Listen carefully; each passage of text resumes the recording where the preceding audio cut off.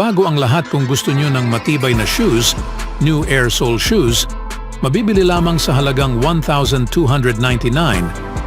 Click lamang ang link sa comment section or bisitahin lamang ang teffen.com for more high-quality shoes. Sa pagtatapos ng mga segundo sa katapusan, sa unang quarter nitong Lunes, sa panalo ng Milwaukee Bucks sa score na 109-94 laban sa Indiana Pacers sa Game 1, ang karamihan sa Fiserv Forum ay tumayo sa anticipation.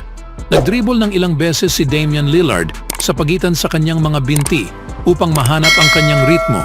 Pagkatapos ay umurong at nagtala ng isang buzzer beater mula sa 28 feet. Ito ang dahilan kaya narito ako dito, sabi ni Lillard, na kung saan ang kanyang 35 points sa laro ay lahat nangyari sa first half. Sinabi sa nagagalak sa karamihang tao sa crowd habang naglalakad pabalik sa bench na may pinakamataas na puntos sa isang quarter sa isang season na may 19 points.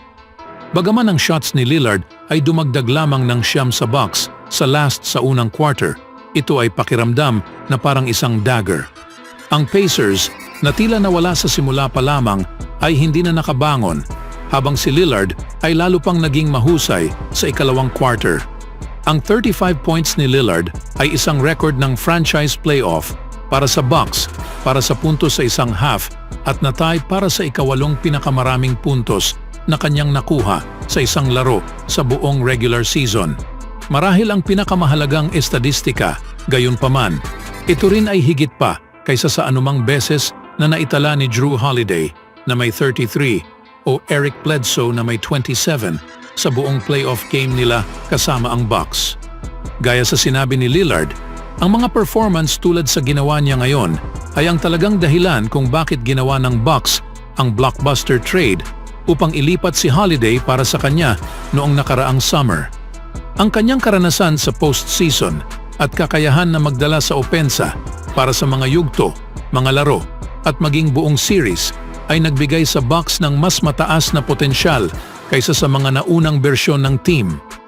Ngunit kung itong bersyon ni Lillard ang magpapakita sa playoffs, hindi pa rin tiyak matapos ang medyo inconsistent na regular season. Ang kanyang 2 of 14 attempts sa finale noong nakaraang Lunes at ang iba't ibang mga minor injuries, groin, adductor, Achilles, na nagpapaalis sa kanya sa labas ng practice sa court sa maagang Linggo ay nagdulot lamang ng mas maraming mga tanong. Inamin ni Lillard na siya ay nababahala sa ilang mga nakakairitang issue, ngunit sinabi na ang panahon ay tamang-tama at napakahalaga at naramdaman na ang kanyang katawan ay malusog.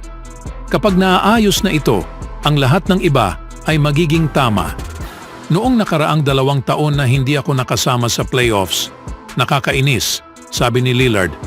Maagang bakasyon. Noong nakaraang taon, pumunta ako sa Coachella.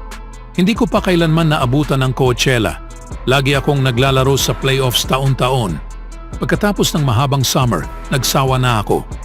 Ang pagkakataon na makasama sa playoff series sa isang championship team at isang championship organization, alam kong meron kaming pagkakataon para dito.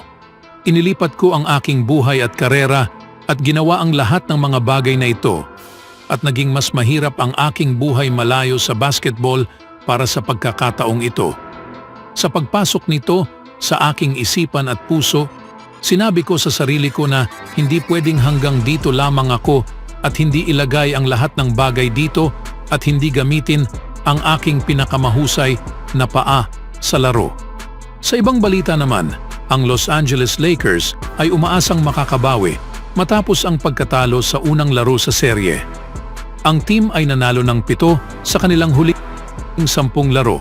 Ang team ay nanalo ng 7 sa kanilang huling 10 laro bago ang kanilang first game.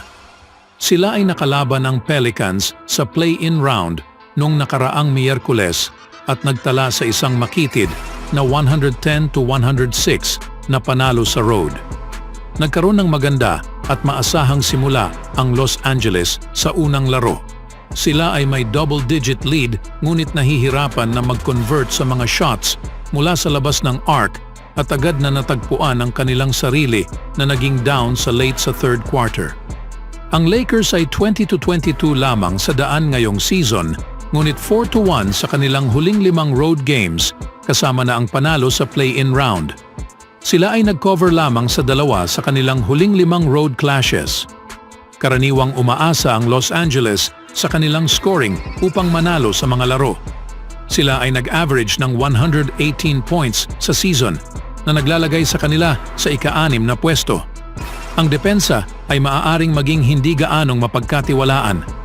Sila ay nagbibigay ng average na 117.4 sa puntos na naglalagay sa kanila sa ika-23 place. Ang Denver ay nagkaroon ng mabagal na simula sa unang laro, ngunit hindi nagtagal para sa may karanasan na team na makamit ang kontrol. Ang rebounding ay naglalaro sa isang mahalagang bahagi, na out-rebounding ang Lakers sa 49-40 mark. Ngayon ay natalo na ng Denver ang Lakers sa 9 na sunod na mga paghaharap mula noong nakaraang season kasama ang pag-sweep sa Lakers sa Conference Finals. Ang Nuggets ay nag-cover sa 4 sa kanilang huling 5 laro. Ang Denver Nuggets ay umaasang makukuha ang 2-0 bago lumipat ang serye. Nakamit ni Nikola Jokic ang 30 points sa 3 sa kanyang last 5 games sa playoff mula noong nakaraang taon.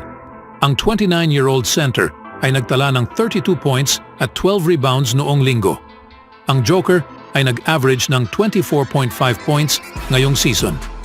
Si Jamal Murray ay nag-average ng 26 points noong playoffs noong nakaraang taon. Ang veteranong point guard ay nakapagtala ng 48% ngayong season na nagtatakda sa pinakamahusay na output sa kanyang karera. Dinagdag ni Murray ang average na 21.2 PPG sa season. Si Michael Porter Jr. rin ay kahanga-hanga laban sa Lakers ngayong season. Nagtala ng 21.3 PPG. Ang kanyang tagumpay laban sa Los Angeles ay nagpatuloy sa unang laro. Nagtala ng 19 points.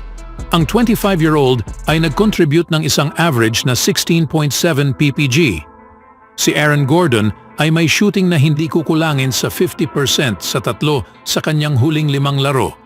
Ang veteranong ito ay nag-produce ng isang average na 13.9 PPG. Bukod dito, ang mga teams ay nagharap sa conference finals noong nakaraang taon kung saan ang Nuggets ay nagtagumpay na manalo. Umaasa ang Lakers sa kanilang scoring ability upang manalo ng mga laro, ngunit tila mas magaling sa offense ang Denver at mas mahusay sa depensa sa malaking margin sa Game 1.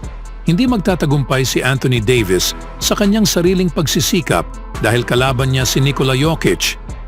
Nag-contribute lamang ng average na 9 rebounds si Davis laban sa Nuggets sa season na ito. Nag-average si Jokic ng 29 points laban sa Lakers at nagtala ng 32 points sa unang laro. Ang Lakers ay hindi gumamit ng maraming mapagkukunan upang solusyonan ang posisyon sa gitna noong nakaraang summer o sa takdang petsa sa trade. At tila ito ay nagkakahalaga sa kanila ngayon dahil na out-rebound sila ng Denver sa 49-40 sa 114-103 na panalo. Naglaro si Anthony Davis ng 45 minutes para sa Lakers sa laro at siya ay naging kahanga-hanga, ngunit kailangan pa niya ng karagdagang tulong sa interior. Ang isang player na maaaring makatulong sa kanya dito ay ang backup center na si Christian Wood na nawala sa mga nakaraang buwan pagkatapos sa operasyon sa tuhod. Ang Lakers ay hindi nagbigay ng anumang mga update kamakailan tungkol kay Wood. Ngunit ayon kay Shams Charania ng The Athletic, ang big man ay plano nang bumalik sa Game 3 sa Biyernes sa LA. Anong masasabi niyo mga kaibigan sa pagbabalik ni Christian Wood? Always do it on my own, so I gotta get through it. And the only thing I know is to love what I'm doing. Never give up, never slow, till I finally prove it. Never listen to the no's, I just wanna keep moving. Keep my head up when I act, head up, that's a fact. Never looking back, I'ma keep myself on track.